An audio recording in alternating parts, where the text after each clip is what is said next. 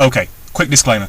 Some of you guys may well already know a lot of what I'm about to talk about, but this is for those of you who don't have a lot of comic book and movie knowledge, because guys, Marvel has a movie venture in the works that you need to know about. Avengers 2 is coming out in 2015, and between Avengers 1 and 2 they have a few safe bets lined up. You know what I mean. Recognisable characters, building on the solid work of their predecessors, that kind of thing. But then, they have one great big insane gamble, which can only accurately be described as an intergalactic space opera of a diverse team of aliens who guard the galaxy. Welcome to the lunacy of the Guardians of the Galaxy. It's a pretty out there concept, I know, and it doesn't back away from it. These guys make the Green Lantern Corps look like a bunch of preteen hall monitors. The natural choice for such a film, of course, is James Gunn, director of such black comedies as Slither, Super, and Tromeo and Juliet. No huge action sci-fi credentials there. Oh well, I'm sure the characters will sell it for you anyway. So let's meet our crew. Heading the lineup is Peter Quill, born during an unspecific planetary alignment for no discernible reason. As an infant, his father tried to murder him, and he appears to have given him a heart attack magically.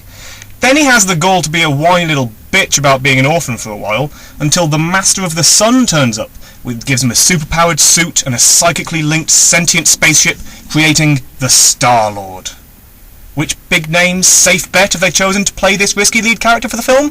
Why, Chris Pratt, of course, later Parks and Rec and The 5-Year Engagement, making the logical career progression from comedy star to cosmic action star. Okay, so, not off to a great start if they want to pull in the average movie-going audience, but he does have 4 other members to his team. Let's have a look. First up is Drax the Destroyer, who was originally a human saxophonist called Arthur, who was murdered, then resurrected as a mighty green warrior so that he can kill God. It's okay though, because he's being played by Batista from the WWE, so you know he'll bring a depth and insight into the role. By the way, there was a while there when the old Spice Girl was frontrunner for this part, and I almost died of laughter. Next, as the token girl, is the daughter of that god, Gamora, who is an assassin who is the last of her species. She's being played by Zoe Saldana, who is apparently making acting choices with the ambition to fill a colour wheel. I know what you're all thinking now. Where are the anthropomorphic rodents in this film? Every superhero team-up needs some of them. Well, don't you worry, because next up is Rocket Raccoon, and his name literally tells you everything you need to know. He's a raccoon, his backup is a walrus, called Walrus, and he comes from a planet for the criminally insane, where cartoons have been humanised to appease the mad people. Also, to fill the name in, he has a penchant for disproportionately massive weapons. Oh, and he might have OCD, but apparently that was the bit where it got weird, so they kinda ditched it. Last but not least, for the complete and utter opposite of that character, there is a tree called Groot. Literally, he is a tree, he can just walk. The only reason we even know his name is Groot is because the only thing he can say is, "I am Groot." But if it helps, a crazy person did once assert in a gargling rant that he was actually saying all kinds of things, and that you can only really hear them if you are either a tree yourself or insane like him.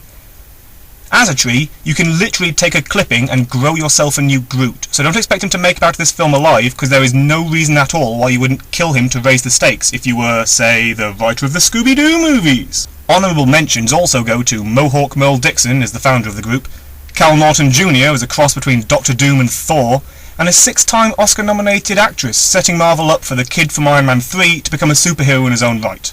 And who will this mighty group of warriors face off against? Amy Pond and Che Guevara! Who else? By the way, in case the villain lineup there looked a bit on the normal side compared to this film's calibre, don't worry, it's highly likely that Karen Gillan will be playing a character whose rights are currently subject to a heated and way too complicated to go into here legal battle between Image and Marvel. Congratulations, MCU producers, on putting the one character most likely to get you sued into your biggest gamble of a movie. I can't wait to see this pay off. Okay. So, the casting, characters, premise and director are all insane. But that doesn't matter. What about the storyline?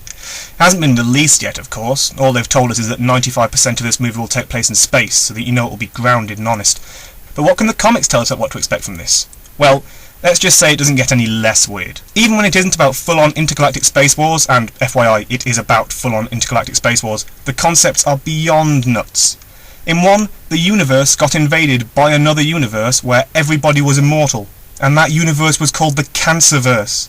That happened, and for the record, it was awesome. Look at all the information we have here, and tell me this is not the most batshit insane project to be undertaken in cinematic history. Marvel are at the peak of their power. 2 more sequels will do nothing to weaken that, and all they have to do is keep people in good faith until Avengers 2, and it'll be another thunderous success. All they have to do is maybe bring another quote-unquote normal superhero into the mix. Instead, they're investing the cumulative money of the entire Dragon's Den board in a high-concept cosmic sci-fi, being directed by the man who recently made a comedy web-series on porn, with characters who are barking mad, being played by actors who range from unproven to WWE wrestlers, and so much more. You can literally run down the IMDb page of this film crew member by crew member and tick the list off as you go.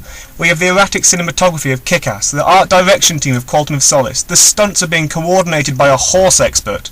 This film could either be a flop the likes of which we've never seen, or maybe, just maybe, the single greatest film in the MCU to date.